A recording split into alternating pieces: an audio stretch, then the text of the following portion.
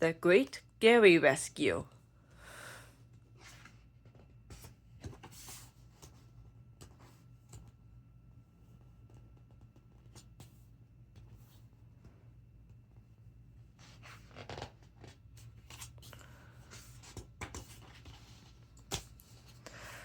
Patrick, SpongeBob cried. I have terrible news.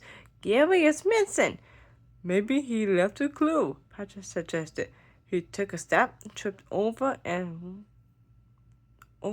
one of Gary's toys, and fell right into the little box. Whump! He lifted his head and spotted a piece of paper. Look, a clue! It was a warrior quest from King Poseidon. He wanted a snail brought to him right away. The king liked to rub snail slime on his face to smooth out his wrinkles. SpongeBob realized that someone had snailed up to Gary and taken him to the king. Patrick, he said, we have to go to the lost city of Atlantic City and rescue Gary.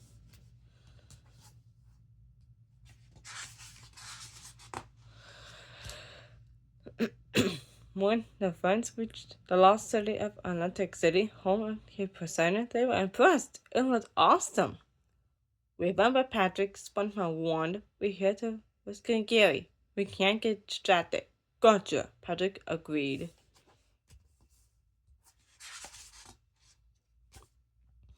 But the lost city of Atlantic City was very distracted. Rides, shows, treats, wave pools, dancing, fireworks, so many exciting things to do and eat.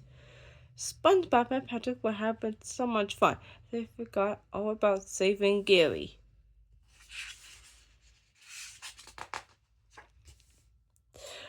After the wild night, SpongeBob and Patrick woke up on the street. Luckily, they were right in front of King Poseidon's palace. Come on, Patrick, SpongeBob said. Gary's gonna be in there somewhere. SpongeBob and Patrick asked to see King Poseidon, but his guards just laughed. So the two buddies ran past the guards and slipped into a dressing room. They put on costumes and makeup to disguise themselves. When they came out, a stage manager said, "You're on," and shoveled them into the spotlight.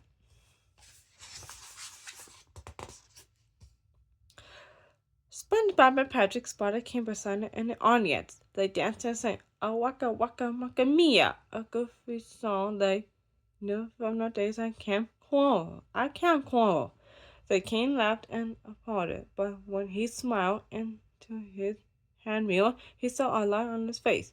King Poseidon hated wrinkles. "Bring me my snail," he commanded. King Poseidon called his snail Fred, but it was very Gary. SpongeBob climbed up to the balcony and asked for a snail back. When King Poseidon said no, SpongeBob tried to take Gary. "Guards!" the king shouted. "Seize them!" SpongeBob and Patrick were arrested for attempted snail napping and locked in a cell. "Oh, Patrick!" SpongeBob sobbed. "I really tried to rescue Gary, but I failed." Back in Bikini Bottom, SpongeBob's friends heard about his arrest on the news. "This is terrible," Sandy said. "We've got to save SpongeBob." The next morning, King Poseidon's Chancellor led SpongeBob and Patrick to the trial. "Congratulations," he said. "Your trial is the hardest ticket in town." Later, SpongeBob was pronounced guilty. King Poseidon agreed. Patrick stood and gave a big speech to distract the king while SpongeBob sneaked into the balcony. King Poseidon frowned as he listened to Patrick. Frowning made his forehead wrinkle, so he reached for a snail, but SpongeBob had swapped what they called for the real Gary. Then he slipped down in the room with Gary and Patrick. "Seize them!" the king screamed when he realized he'd been tricked. The guards raced after the fleeing friends. SpongeBob ran through the powers but Gary on his own. Gary, you're with me now, he cried. I'll never let anyone take you again. The guards were getting closer. They're going to catch us, SpongeBob said. But then Mr. Krabs, Sandy, and Squidward jumped in front of the guards.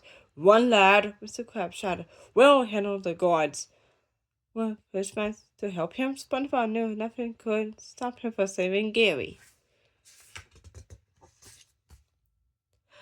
Soon SpongeBob, Gary, and their friends were back in the Bikini Bottom, safe and happy to be home.